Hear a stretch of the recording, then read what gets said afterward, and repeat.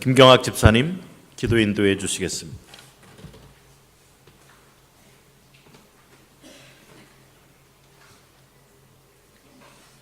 다 같이 기도드리겠습니다.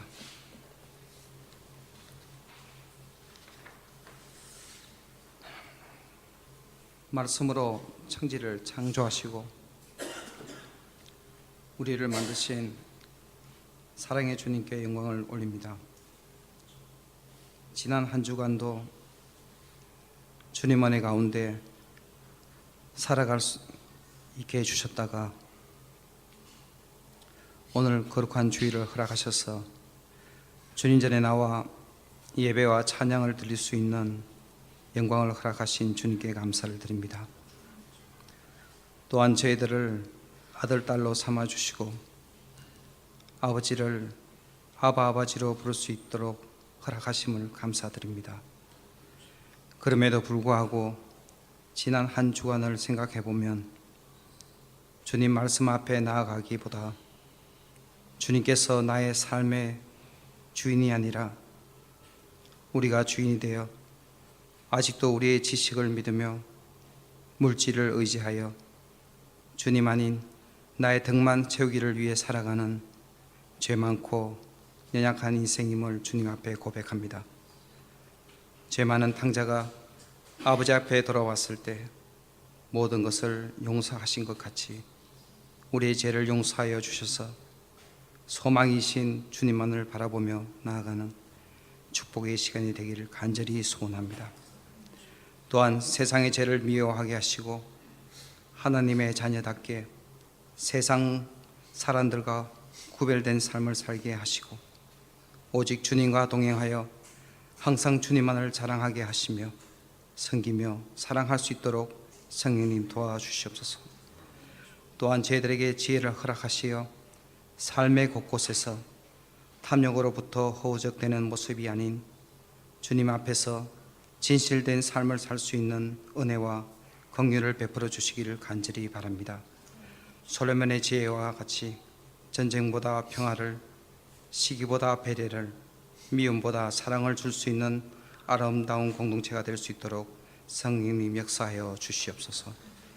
너에게 성령이 임하면 너희가 권능을 받고 예루살렘과 유대와 사마리아와 땅끝까지 이르러 내 증인이 되라는 말씀에 의지하여 비록 우리가 맡은 달란트가 아무리 작고 보잘것 없는 것 같아도 그 맡은 직분 한 사람 한 사람 선 자리가 하나님 앞에서 얼마나 소중하고 귀한 자리인지를 바로 깨달아 주님 안에서 겸손한 마음으로 최선을 다하는 우리의 신앙 고백이 되기를 간절히 소원합니다.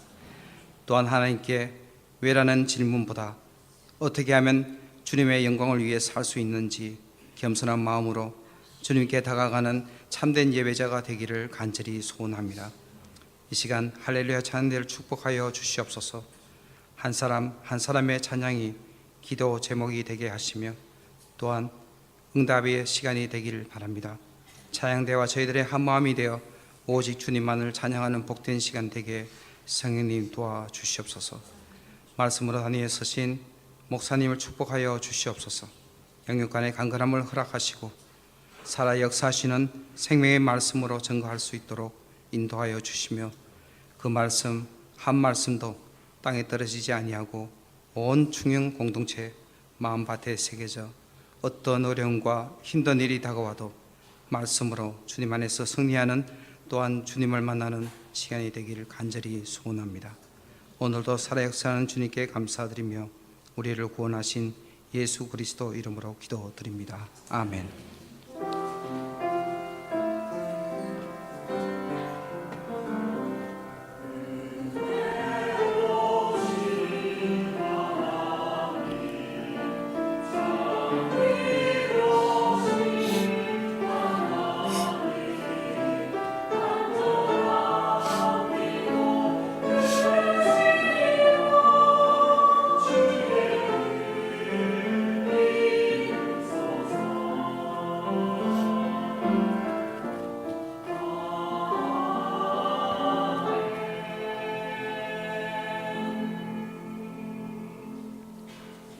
성경 말씀 함께 읽습니다. 성경 요한복음 7장 14절로 36절.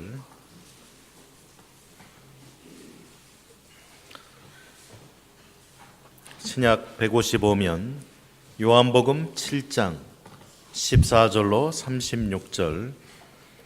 우리 한 절씩 교독하겠습니다. 이미 명절의 중간이 되어 예수께서 성전에 올라가사 가르치시니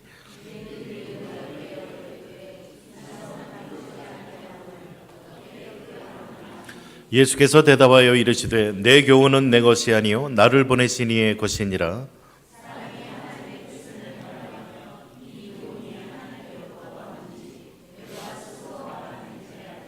스스로 말하는 자는 자기 영광만 구하되 보내신 이의 영광을 구하는 자는 참되니 그 속에 불의가 없느니라.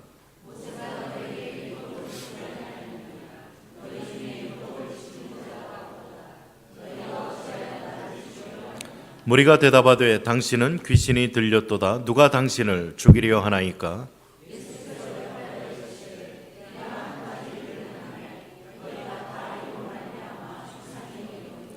모세가 너희에게 할례를 행하였으니 그러나 할례는 모세에게서 난 것이 아니요 조상들에게서 난 것이라. 그러므로 너희가 안식일에도 사람에게 할례를 행하느니라.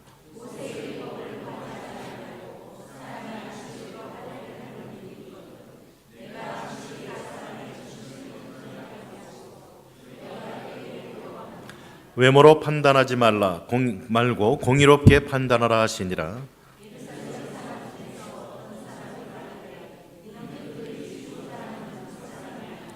보라, 드러나게 말하되 그들이 아무 말도 아니하는도다. 당국자들은 이 사람을 참으로 그리스도인 줄 알았는가?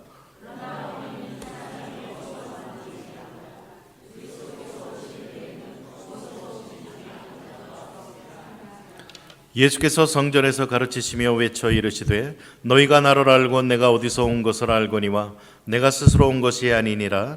나를 보내신 이는 참되시니 너희는 그를 알지 못하나.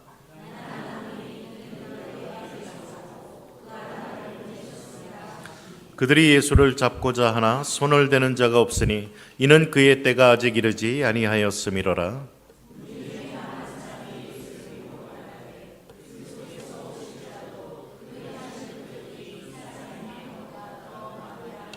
예수에 대하여 무리가 수군거리는 것이 바리새인들에게 들린지라.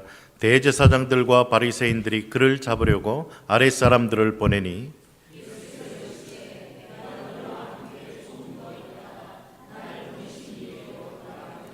너희가 나를 찾아도 만나지 못할 터이요 나 있는 곳에 오지도 못하리라 하시니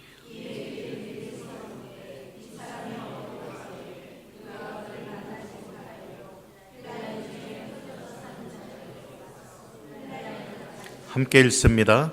나를 찾아도 만나지 못할 터이요 나 있는 곳에 오지도 못하리라 한 이 말이 무슨 말이냐 하니라. 아멘. 찬양하라 내 영혼아 주님을 찬양하겠습니다.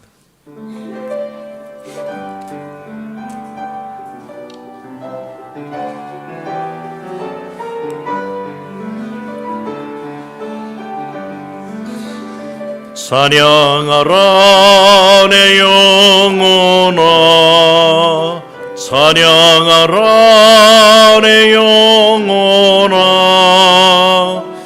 온 마음과 정성 다하여 주 찬양 경배하라 내 영혼아 경배하라 내 영혼아 경배하라 내 영혼아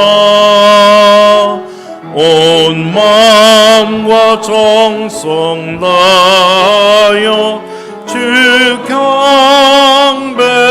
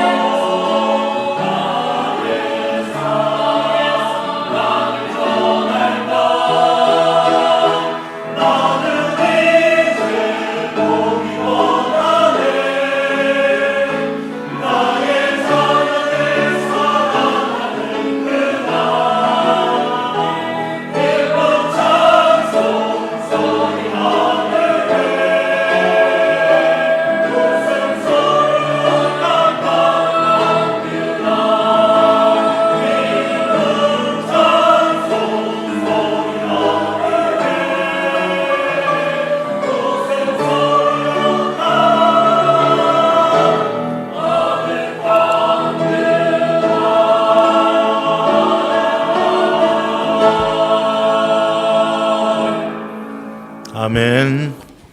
하나님 감사합니다.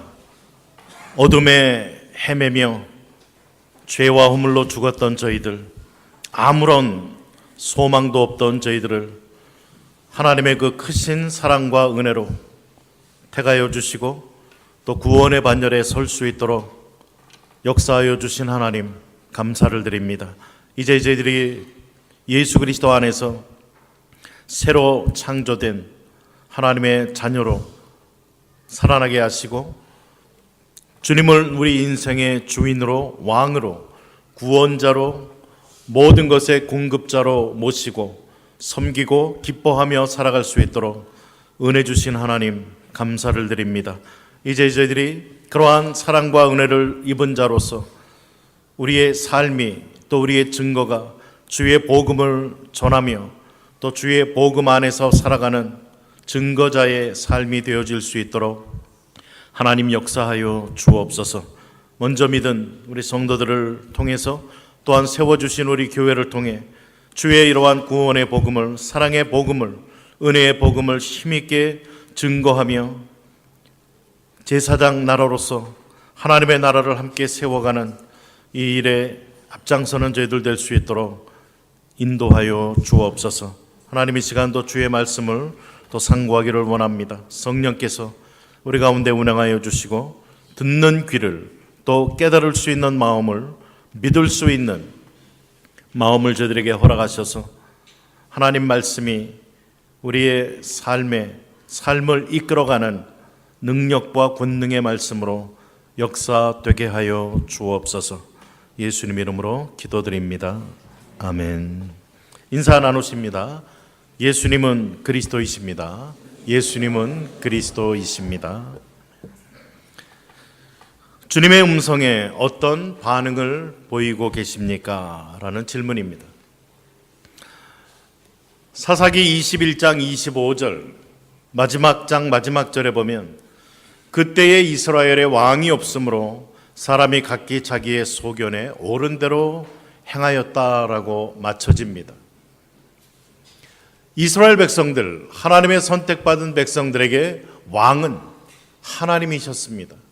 저들의 눈에 보이지는 않았지만 하나님께서는 이스라엘 백성들의 왕으로 그 나라를 다스리시고 보호하시고 공급하시고 인도하셨던 것입니다.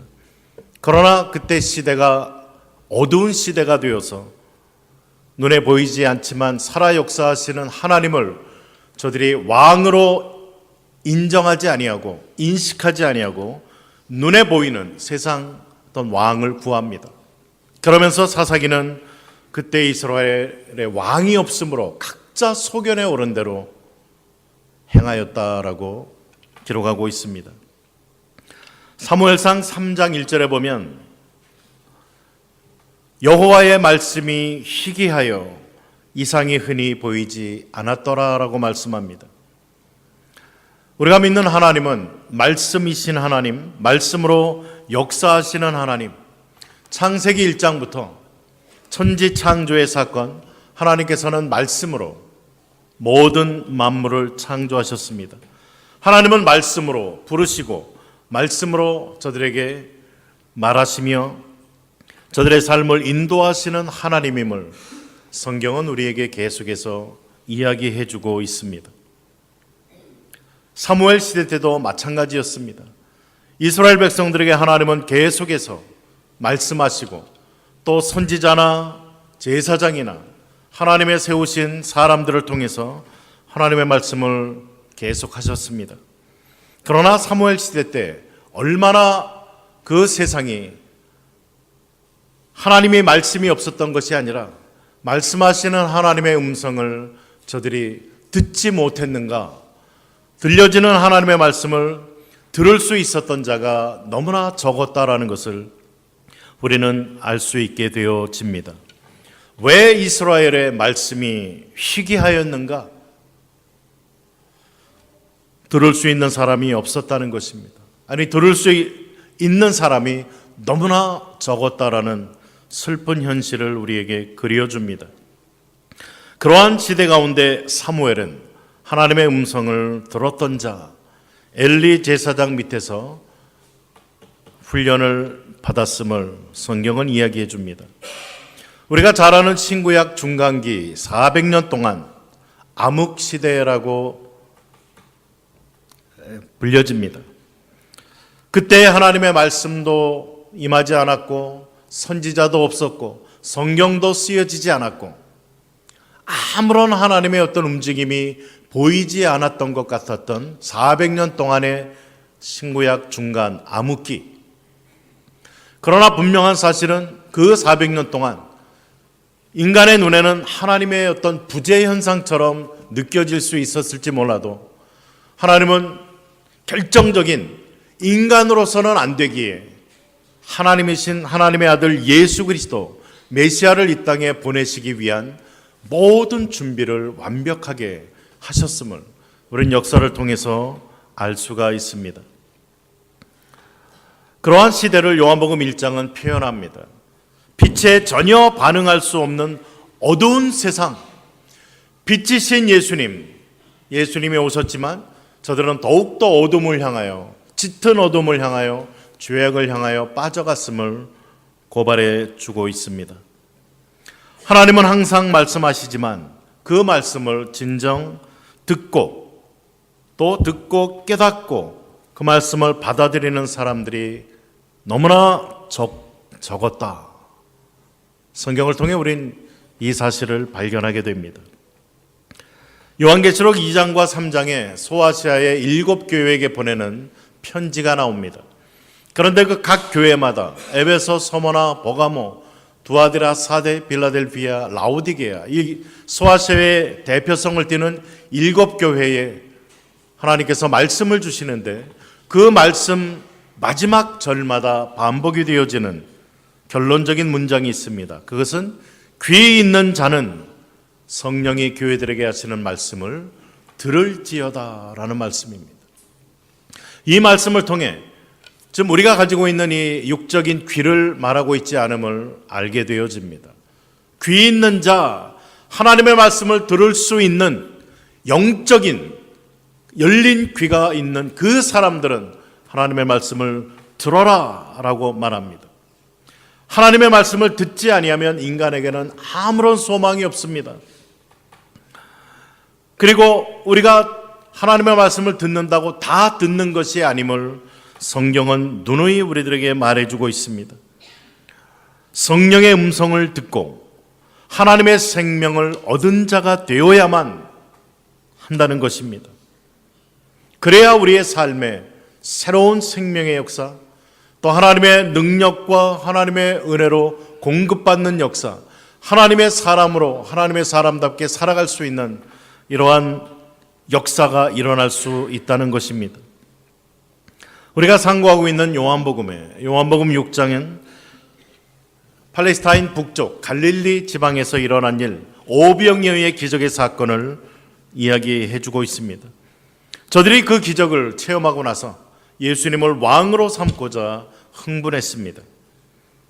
그러나 예수님께서는 너희가 나를 찾는 것은 표적을 보고 표적이 가리키고 있는 하나님의 아들 예수 그리스도, 영생을 주시는 그분을 때문이 아니라 육적으로 떡을 먹고 배불렀습니다 라고 말하자 수많은 사람들이 다 예수님 곁을 떠나게 됩니다. 제자라고 칭하는 그러한 자들도 다 떠나가고 극소수의 제자들 몇 명만 남습니다. 그때 예수님은 제자들에게 너희도 떠나려느냐? 시몬 베드로가 영생의 말씀이, 생명의 말씀이 여기 계시오니 우리가 어디로 가오리까? 라고 하며 예수님을 붙들고 남아있는 제자들의 모습을 말해줍니다. 오늘 요한복음 7장은 이제 남쪽 예루살렘에서 일어난 사건입니다. 장막절, 저들이 유월절을 출애굽한 그 장자가 죽임당하는 그 위기에서 생명을 얻을 수 있었던 그 유월절 사건, 구원의 사건을 기억하면서 밖에 장막을 쳐놓고 하나님의 동행과 인도하심, 공급하심을 기억하면서 하나님, 우리가 누리고 있는 모든 것은 다 하나님의 은혜입니다라는 고백을 하게 되는 장막절, 추수감사절과 같은 이러한 절기 때에 일어난 사건입니다. 북쪽에 있었던 갈릴리에 있었던 예수님, 그의 형제와 그의 가족과 함께 있었던 예수님에게 그 형제들이 빈정대면서 이야기를 합니다. 아, 형님, 예수님, 지금 장막절 절기인데 수많은 사람들이 예루살렘에 모이는 절기인데 아, 예수님 거기 가셔서 드러내셔서 제자들에게도 보이고 사람들에게 보이고 기적도 행하면서 좀 예수님 당신의 이름을 드러내십시오. 그러면서 빈정거립니다. 예수님께서는 아직 내 때가 이르지 않았다. 난 안 간다라고 너희들 먼저 가라라고 이야기하고 나서 오늘 본문은 그 장막절 중간쯤에 예수님께서 은밀히 예루살렘에 가셔서 그 성전에서 많은 사람들에게 가르치시기 시작하는 사건을 기록하고 있습니다. 성도들의 삶은 어떻습니까? 자신을 확인하고 자신을 자랑하고 드러내는 삶의 유혹에서 벗어나서 오직 하나님의 뜻을 구하는 삶을 살고 그 하나님의 뜻에 순종하는 삶을 살아야 된다는 것을 성경을 통해 우린 교훈받을 수가 있습니다. 왜 예수님 장막절에 예루살렘 안 가신다 그래 놓고 중간에 가셨는가? 자기 자신을 드러내고 유명세를 타기 위해서는 안 가시지만 하나님의 뜻을 따르기 위해서 예루살렘에 가셨음을 우리는 알 수가 있습니다. 신앙의 삶이란 나 중심에서 하나님 중심으로의 삶의 그 터닝, 전환이 일어난 이 사건을 가리키는 것입니다. 내가 정말 예수 그리스도를 믿는 사람이라면 분명히 나의 삶 속에 나 중심적인 삶에서 하나님 중심적인 삶으로의 전환이 있어져야만 된다는 것입니다. 이러한 전환이 있어지지 않으면 우리의 삶 속에 아무런 변화도 일어나지 않습니다. 오늘 본문 14절에 예수님은 초막절 중간쯤에 성전에서 올라가서 가르치십니다. 여기 성전은 굉장히 넓은 뜰인데요. 요즘 축구장의 한 4배 정도 되는 그러한 뜰을 이야기합니다. 그곳에서 말씀을 가르치심에 따라 듣는 사람들의 반응들이 나옵니다. 15절에 먼저 유대인들의 반응이 나옵니다.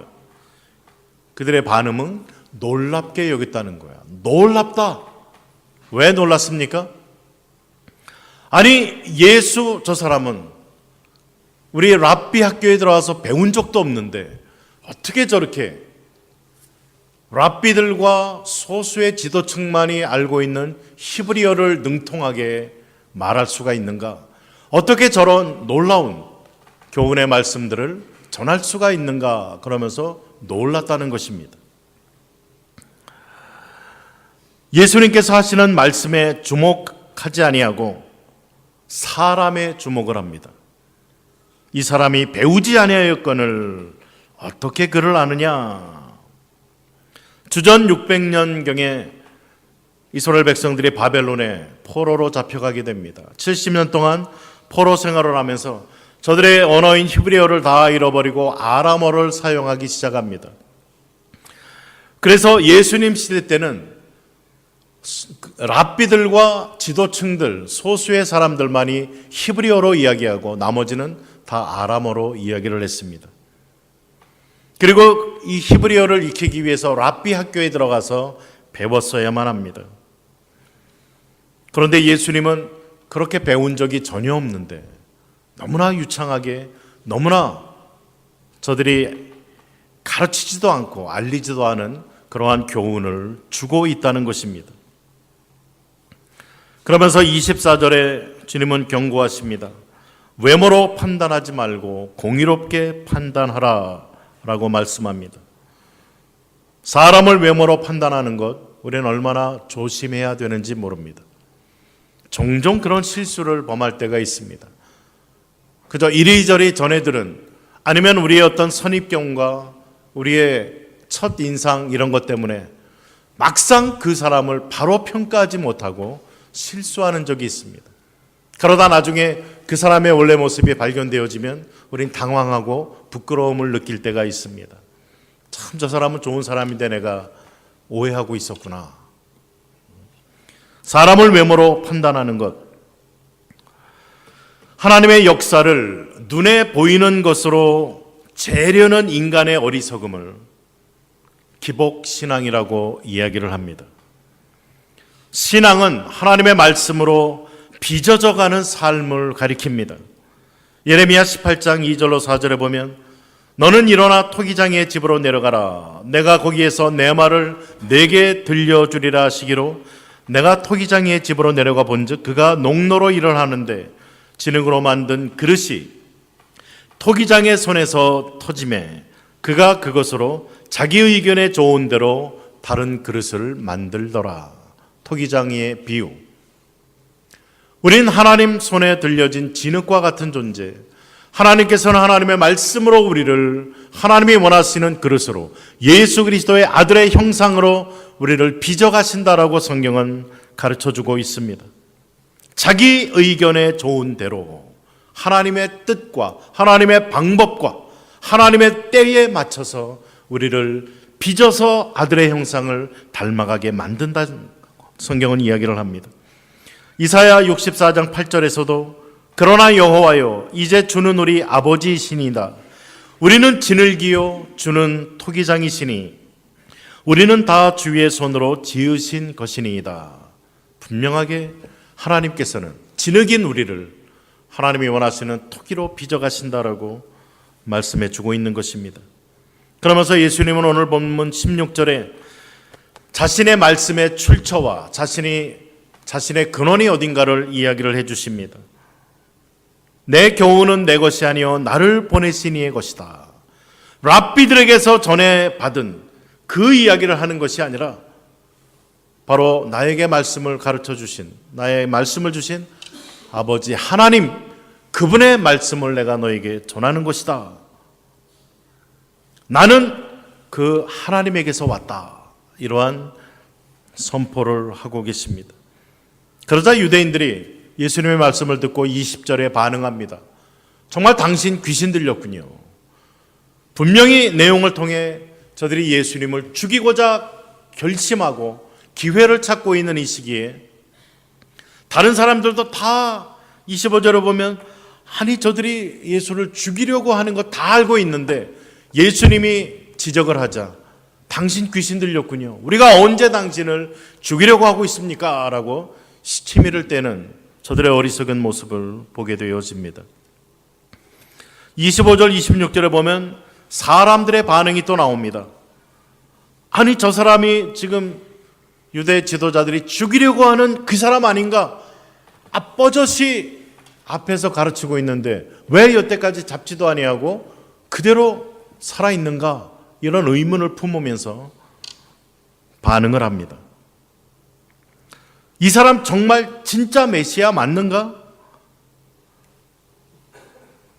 백성들은 예수님의 말씀이 아니라 사람들의 반응에 귀를 기울였다는 것입니다. 그 사람들의 반응에 저들의 의견이 서로 갈리게 되어집니다. 27절에서도 그러나 우리는 이 사람이 어디서 왔는지 아노니 그리스도께서 오실 때에는 어디서 오시는지 아는 자가 없으리라 하는도다. 예수님이 어디서 탄생한다고 성경이 말합니까? 미가서에 보면 분명히 예루살렘에서 베들레헴에서 탄생할 것을 분명히 이야기했는데도 불구하고 그 말씀보다는 오시는지 아는 자가 없으리라 하는도다. 사람들의 어떤 군중들의 이야기, 전해져 오는 그러한 이야기에 저들의 관심이 쏠려 있었기 때문에 정작 하나님의 말씀은 들을 수 없었다는 것입니다. 오늘 비극 중의 비극은 예수님의 말씀을 듣지 못하는 비극, 이것이 가장 큰 비극입니다. 예수님의 말씀을 통해서야만 치유가 일어나고 기적이 일어나고 은혜가 주어지고 축복이 주어지는데 우리의 문제가 해결이 되어지고 아니 우리의 영원한 그러한 모든 문제들이 해결받을 수가 있는데 예수님의 말씀을 듣지 못한다라는 것은 우리에게 가장 큰 비극이 아닐 수 없다는 것입니다. 성경 한 구절만 같이 찾아볼까요? 히브리서 1장 2절입니다.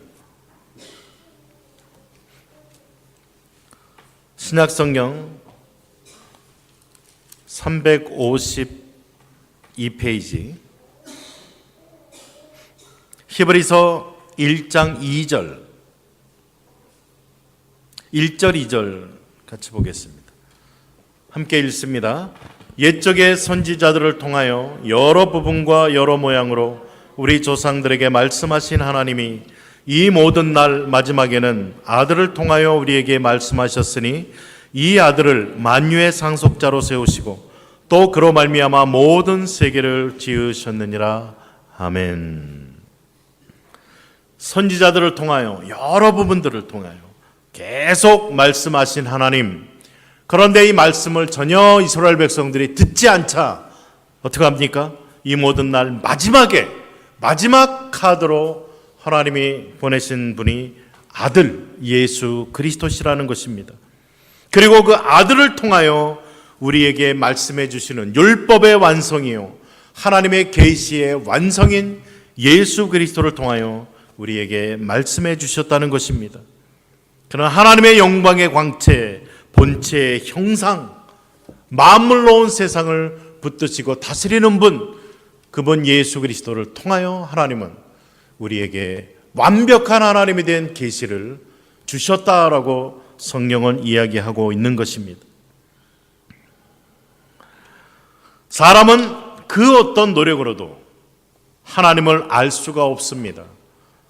종교나 철학이나 심리학이나 그 어떤 것으로도 결코 하나님을 알 수 없습니다. 피조물인 인간이 창조주이신 하나님을 알아야 얼마나 알 수 있겠습니까?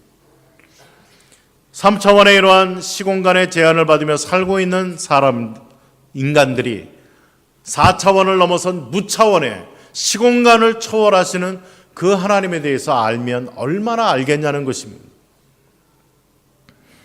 그저 조금 알면은 그걸 가지고 굉장히 아는 것처럼 우리는 의시되고 떠드는 그러한 어리석은 인간들의 모습을 알 수가 있습니다.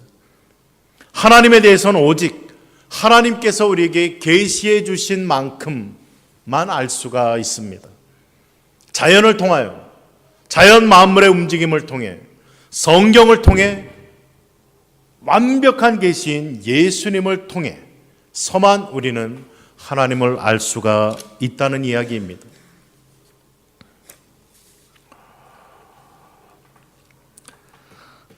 우리는 아는 만큼 믿을 수 있고 믿는 만큼 알 수가 있습니다.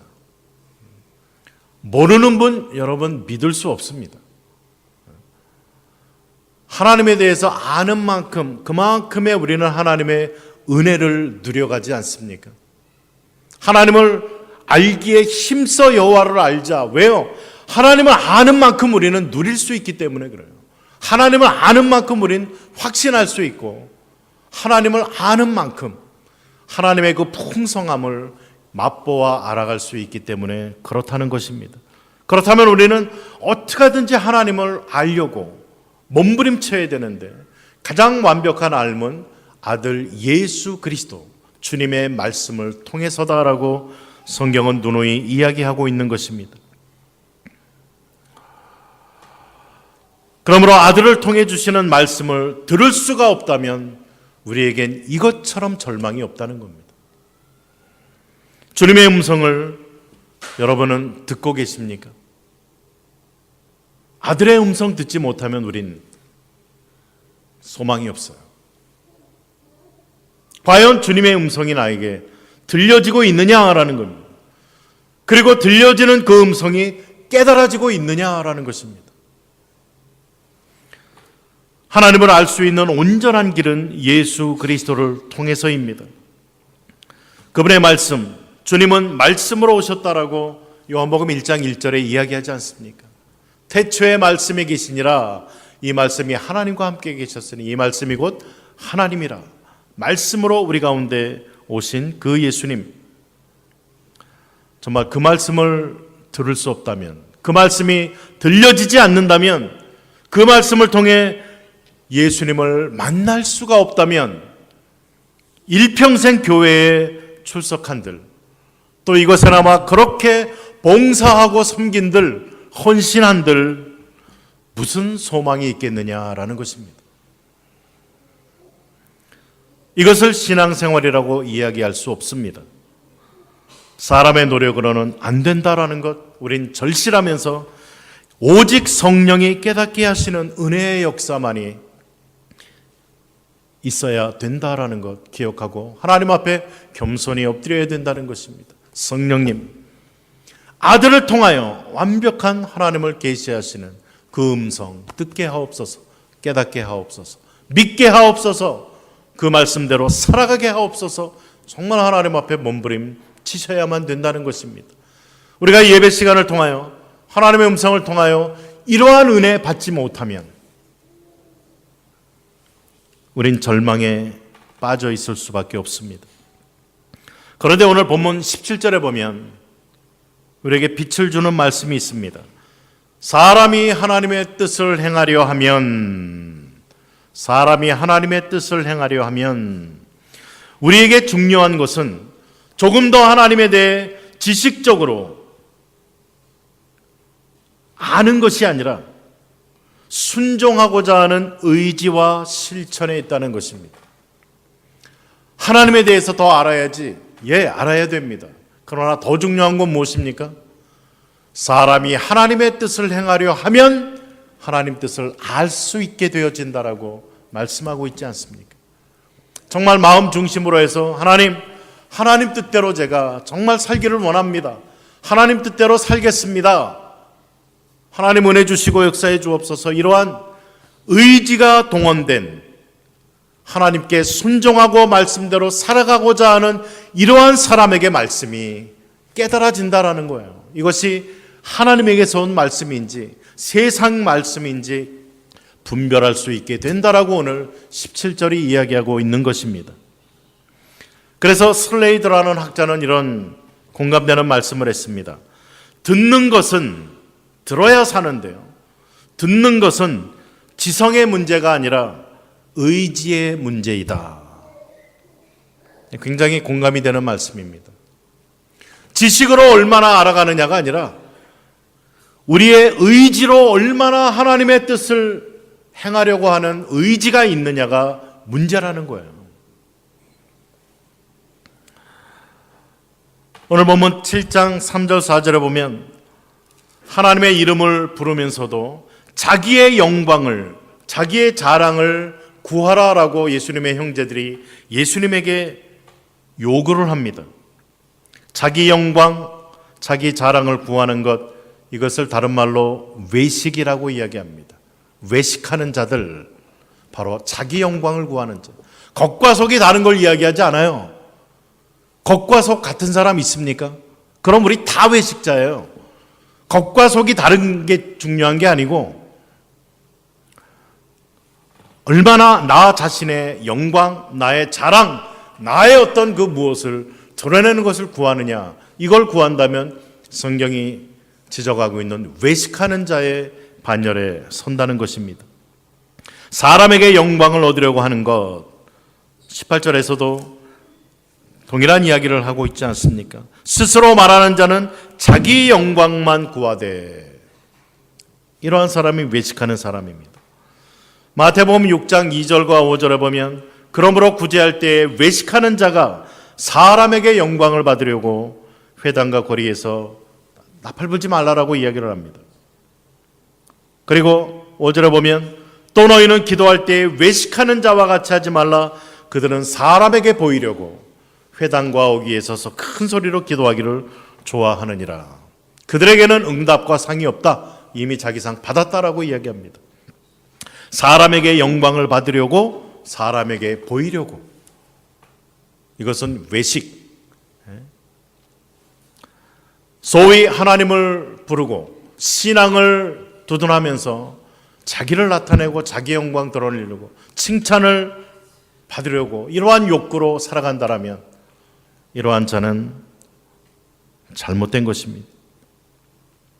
성경은 자기 상을 이미 받았다라고 이야기를 합니다. 왜 우리가 말씀을 들으면서도 막상 지금 듣고 있는데 왜 듣지 못하는가? 오늘처럼 말씀의 홍수 시대에 살아가는 때가 없었습니다.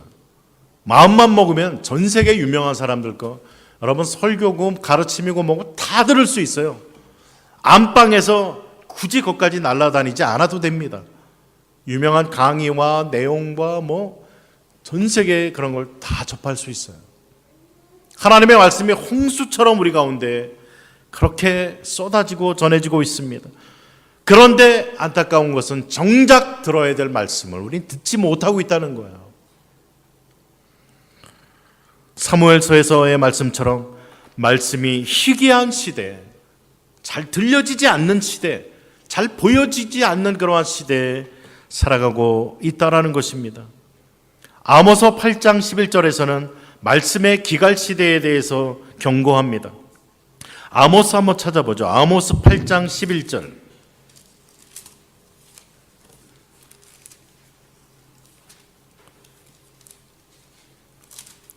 성경 아모스 8장 11절 구약 성경 1283페이지에 있습니다. 구약 1283페이지 아모스 8장 11절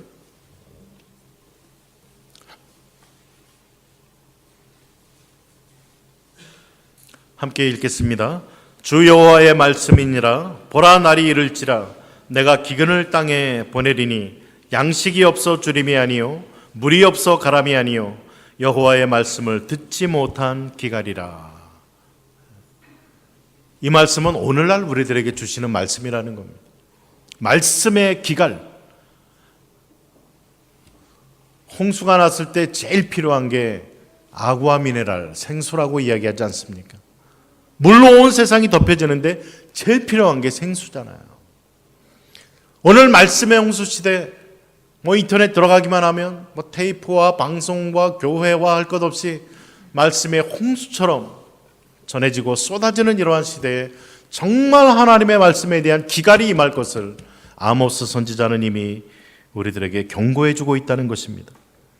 우리가 하나님의 말씀을 듣지만 진정 듣지 못하는 몇 가지 이유가 있습니다. 첫 번째 우리가 생각할 것은 우리가 사람의 반응에 너무나 예민해 있기에 주님의 말씀을 바로 듣지 못한다는 것입니다. 사람의 반응에 너무나 예민해요. 지방방송에 너무나 우리의 신경이 흐트러지고 있다는 것입니다. 다른 사람이 나를 어떻게 볼까에 신경을 쓰면 하나님의 음성이 들리지 않습니다. 하나님의 음성을 진정으로 듣지 못하게 되어집니다.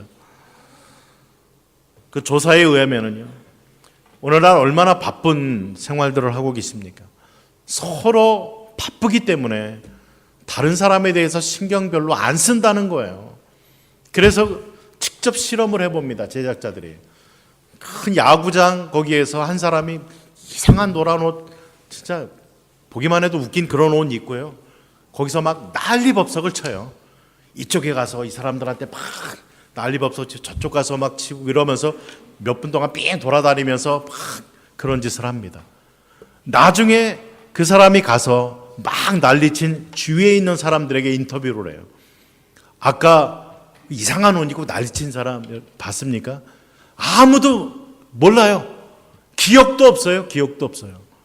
뭐가 왔다 간 것 같은데 모르게 관심이 지금 다 지금 야구 보고 있는데 앞에서 막 그래도 치어리더는 좀 남자들은 관심을 가겠지만 그런 이상한 저런 거는 관심도 없어요. 뭐 그러나 그러고서 기억도 없다는 거예요. 금방 몇 분을 가서 물어보는데 기억도 없어요.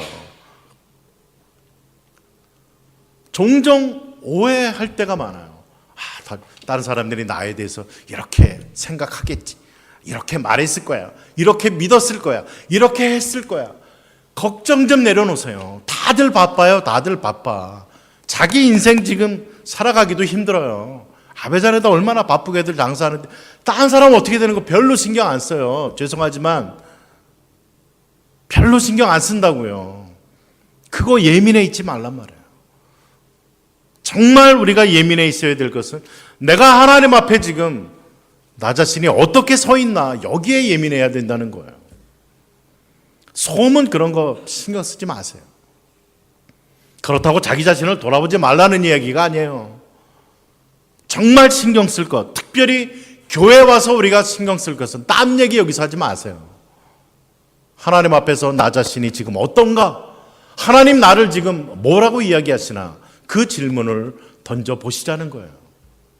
정말 하나님 앞에 내가 지금 바르게 서 있는가? 이렇게 신앙생활 한다고 해서 구원 받겠는가? 하나님의 자녀라고 내가 말할 수 있겠는가? 이 질문 던지자는 겁니다. 여기 와서 누가 어떻고 그런 얘기 별로 다른 사람 신경 없어요. 그런 거 이야기하지 마세요.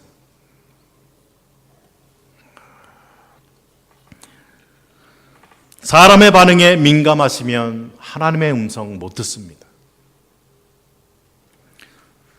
지방방송이 너무 커놓으면요 서로 대화하는데 잘 못 알아듣잖아요.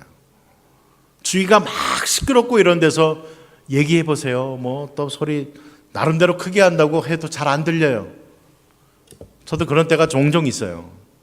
나이를 먹어가면서 귀가 조금씩 가는 귀가 먹어가는지 뭐 소곤소곤 이야기하면 막 주위 시끄럽고 그러면은 그냥 또 뭐 먹으라고 물어보기도 뭐하고 하니까 별로 중요치 않은 얘기 같으니까 끄덕끄덕하고 그냥 그래요 그러고 넘어가는데 정작 뭔 말인지 못 알아들 때가 있어요. 혹시 제가 그러거든 오해하지 마시고 저 가는 귀가 좀 먹었구나 그러고 그냥 넘기세요. 젊은 사람이 버섯귀가 먹나 참 걱정된다. 위에서 기도해 주시고 종종 그래요.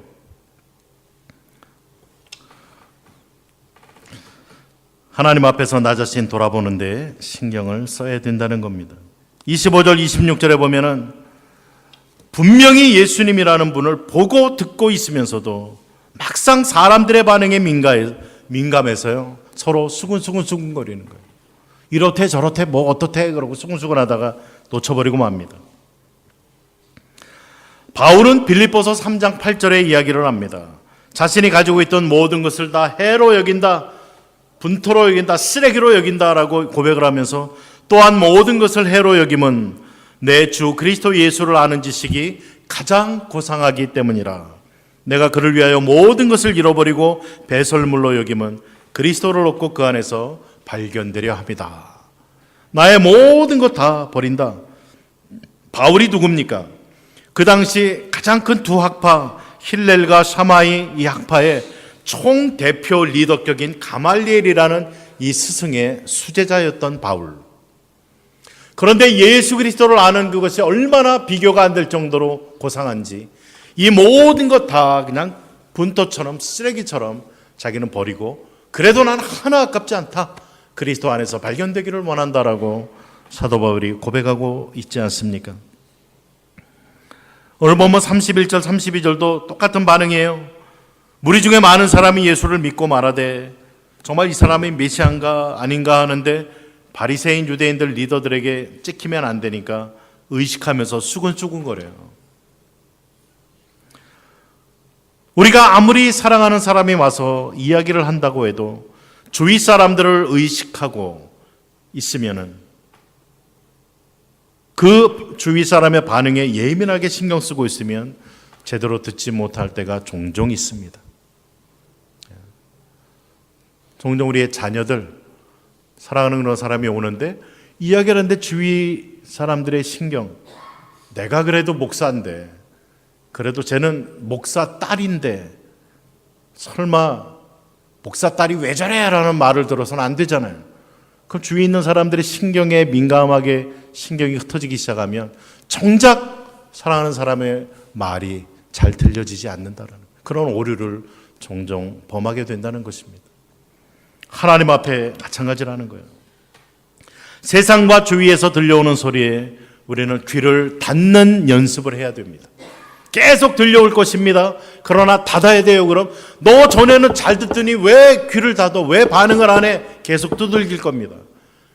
막 열고 싶지만 그래도 계속 닫으면 두들기다 더 이상 우리에게 별 효과를 내지 못하게 되어집니다. 닫는 법을 배우셔야 돼요. 그러면서 하나님에게 닫혀있던 우리의 듣는 귀를 여는 이런 훈련이 되어져야만 된다는 것입니다. 예배 중에 혹시 하나님의 감동을 주시고 깨달음을 주십니까? 주위 너무 신경 쓰지 마세요. 반응하고 싶은 대로 좀 반응을 해보세요. 막 눈물이 나면 눈물 흘리시고, 막 박수가 쳐지면 박수 치시고, 그렇다고 또 그냥 혼자 있는 것처럼 하시라는 말씀은 아니에요. 그런데 역사하는 대로 한번 그대로 한번 반응하고 그 은혜를 느껴보고 깨달아지고 눈물도 흘려보고 회개도 하고 막 부르짖기도 하고 좀 해보자는 거예요. 하나님께 시선 집중. 우리가 헌금송 때 헌금 부를 때 찬양 부르기를 원하는데요. 내게로부터 눈을 들어 주를 보기 시작할 때 주의 일을 보겠네.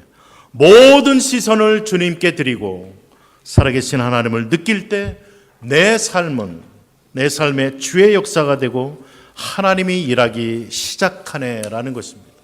우리의 시선을 모든 시선을 하나님께 집중할 때 하나님의 음성이 들리기 시작하네. 체면 문화에 살고 있는 우리들, 체면 얼마나 중요하게 여기십니까? 특히 어르신들은 더 하지 않습니까? 체면 문화. 내가 이 체면 구겨지느니 내 무덤까지 결코 내가 내 체면 구길 수 없다. 자녀들이나 누구나 막 자존심 건드리고 체면 구기는 거 절대 못 참습니다. 체면 문화에 살고 있어요. 그러나 그렇다고 우린 사람의 반응에 너무 민감한 것은 성경적이지가 않습니다. 신앙생활하는데 유익이 되어지지 않아요. 하나님의 음성을 듣기 위해서 체면도 과감하게 내려놓을 수 있으셔야 된다는 거예요. 주님의 음성이 왜 들려지지 않습니까? 두 번째로는 예수님에 대한 편견 때문에 그래요. 프레후이시오, 예수님에 대한 편견. 전해오는 그러한 전설들, 오늘 27절에 보니까 우리는 이 사람이 어디서 왔는지 아노라. 그리스도께서 오실 때 어디서 오는지 아는 자가 없느니라고 하지 않았는가. 전설, 추측, 여론, 전해오는 그런 내용들.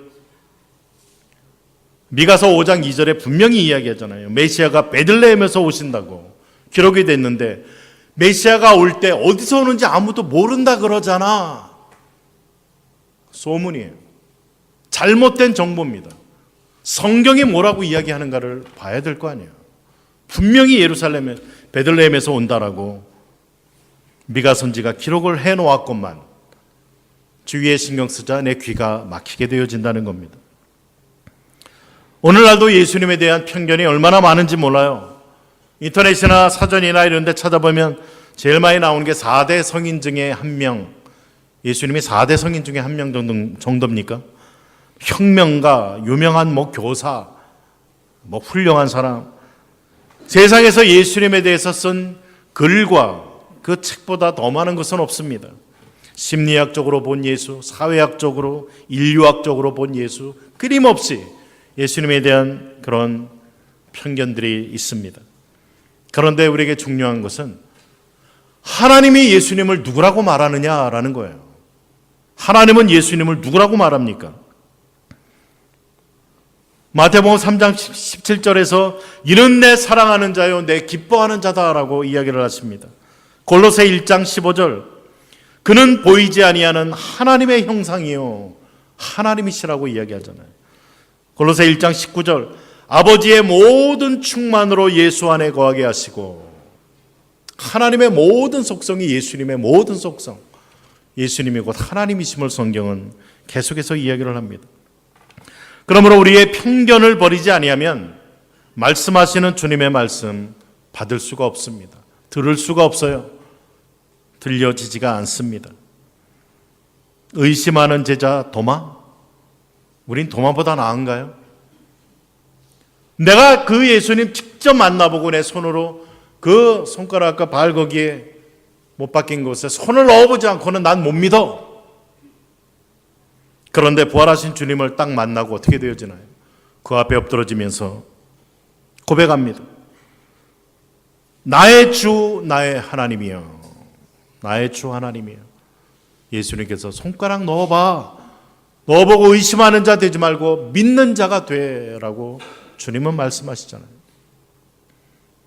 보지 않고 믿는 자가 더 복되다라고 성령으로 알고 무리로 보지 못했지만 믿을 수 있게 만들어 주신다라고 말하고 있지 않습니까? 우리의 기도 제목이 되어져야만 됩니다. 주님, 정말 나의 주, 나의 하나님으로 고백할 수 있도록 성령님 은혜 주옵소서. 이 도마는 그때부터 시작해서 예수님을 하나님께서 말씀하신 대로 주로 하나님으로 고백하고 그 후에 인도에 가서 복음을 전하다가 순교당했다라고 전해지고 있습니다. 목숨 걸고 주님을 섬기는 자가 되었다는 겁니다. 마지막 한 단계 더 나간다면 하나님에 대한 선입견 때문에, 프레콘셉토, 하나님에 대한 선입견 때문에 우리가 하나님의 음성을 제대로 못 듣는다는 거예요. 유대인들은 이러한 선입견을 가지고 있었습니다. 하나님은 절대 사람이 되실 수 없다. 절대 하나님이 사람이 되어 이 땅에 오실 수 없다라고 저들은 선입견을 가지고 있었어요. 그리고 하나님은 한 분이시지 절대 삼위의 그러한 하나님으로 계실 수 없다. 그러나 유대인들도 철저하게 믿고 있었던 하나님의 속성은 하나님의 전지전능하심이었습니다. 이것은 유대인들도 그대로 믿고 있었어요. 전지전능하신 하나님, 전지전능하신 하나님 앞에 그 하나님을 고백하면서 저들은 하나님이 이럴 수는 없어. 하나님이 이거는 말도 안 돼. 이것은 안 돼. 전지전능이 어디 간 거예요, 도대체?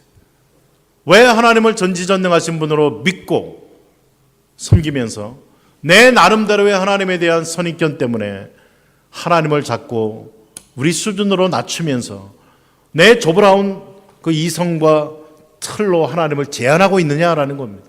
이렇게 되어지면 하나님의 음성은 여러분 들리지 않습니다. 하나님 말씀하셔도 듣지 못한다라는 거예요. 유대인들의 대표가 사도 바울 아니었습니까? 그가 다메섹 도상에서 예수님을 만나고 나서 그의 선입견이 완전히 산산조각이 되어지고 맙니다. 그는 하나님에 대한 유일신, 그 하나님, 과연 누가 예수가 하나님이래 그러고 예수 믿는 사람들 잡아서 감옥에 가두게 하고 죽이고 핍박하는데 앞장섰던 사람이에요. 그러나 그가 부활하신 예수님을 만나고 그 음성을 듣고 나서 그의 선입견이 완전히 깨어져 버리고 맙니다. 그 후에 그렇게 핍박하던 예수를 이방 모든 사람들에게 목숨 걸고 죽을 때까지 그 예수를 증거하며 증인의 사역을 감당했던 사도 바울의 모습을 보게 됩니다. 출애굽기 20장 우리가 살펴봤던 신명기 5장 18장에 보면은 모세와 같은 선지자 하나 보내주겠다. 왜요? 하나님 직접 오시면 우리 다 보는 즉시 죽음이니까. 하나님 음성 직접 들으면 듣는 즉시 죽음이니까.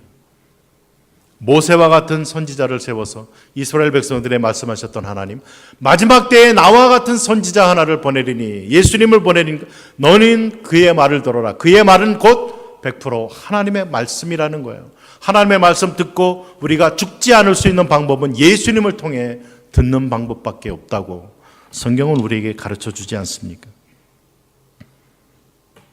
예수님은 요한복음에 계속 아버지와 나는 하나다라고 계속해서 이야기를 합니다. 요한복음 5장 17절, 21절, 22절, 25절, 37, 46 계속해서 아버지와 나는 하나다라고 말씀합니다. 우리가 이런 하나님에 대한 잘못된 선입견을 다 깨고 나야 시편 110편이 이해가 되어집니다. 110편 2절에 여호와께서 내 주에게 말씀하시기를, 여호와 하나님께서 내 주 예수님에게 말씀하시기를 내가 내 원수들로 네 발판이 되게 하리라. 예수님에게 심판의 권한, 예수님에게 모든 권한을 하나님이 다 주셨잖아요. 여호와께서 내 주에게, 그리고 4절에 보면 여호와는 맹세하고 변하지 아니하시리라 이르시기를 너는 예수님을 향해 멜기세덱의 서열에 따라 영원한 제사장이 되리라. 히브리서 7장에 보면은 대제사장 멜기세덱 예수 그리스도에 대해서 이야기하고 있다는 것입니다. 여호와 하나님, 주 하나님, 성부 하나님, 성자 하나님, 나의 조브라운 두뇌에 하나님에 대한 편견 깨어버리고 성경이 뭐라고 이야기하느냐, 거기에 우리는 그대로 믿어야 된다는 말씀입니다. 주님의 말씀으로 인하여 우리는 풍성한 생명을 얻어야만 됩니다. 그런데 이것은 우리의 믿음으로만 가능하다는 거예요. 여러분의 조브라운 이성, 경험, 세상 지식, 인간이 누가 돌을 터득했습니까? 그런 거 갖고 안 된다는 거예요.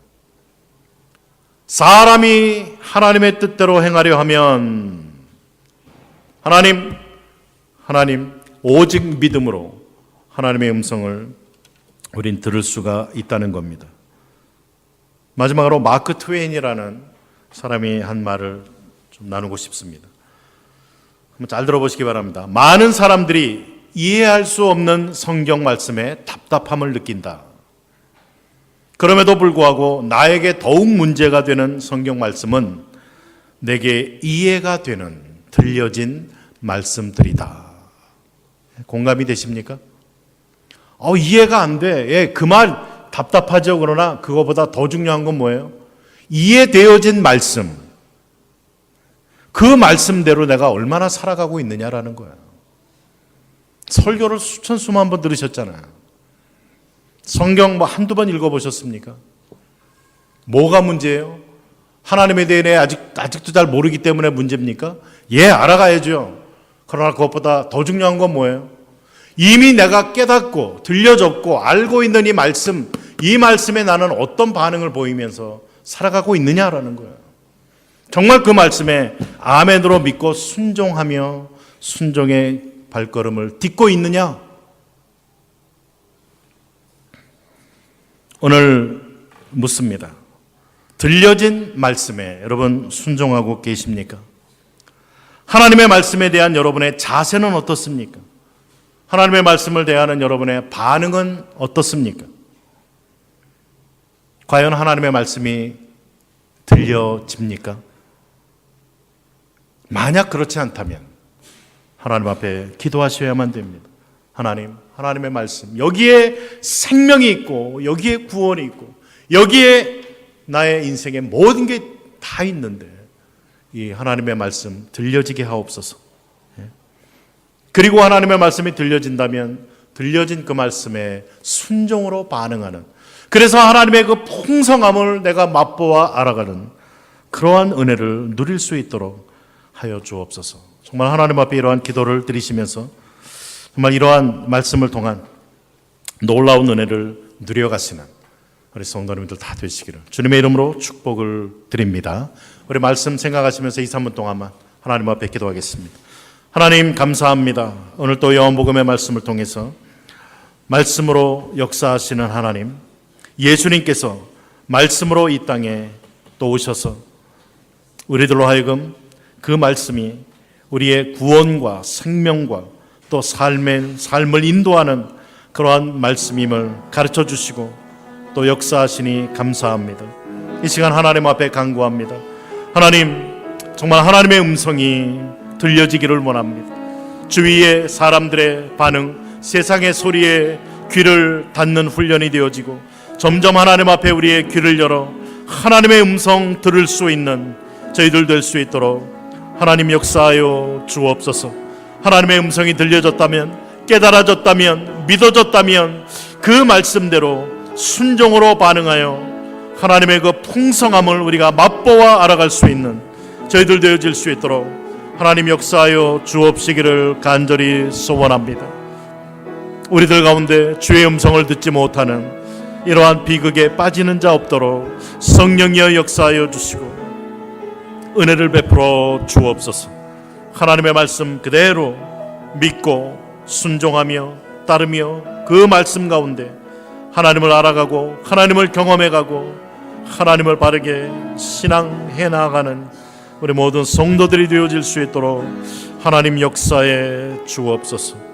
주님 믿습니다. 주님의 성령의 강권하시는 은혜의 역사로 우리 가운데 충만케 하여 주셔서 이제 전해지는 말씀을 통해 하나님의 음성이 들려지게 하여 주옵소서. 그 음성에 아멘으로 화답하며 믿음으로 순종으로 반응하는 저희들 되게 하여 주옵소서. 하나님 감사합니다. 주님의 은혜 감사합니다. 예수님 이름으로 기도드립니다. 아멘.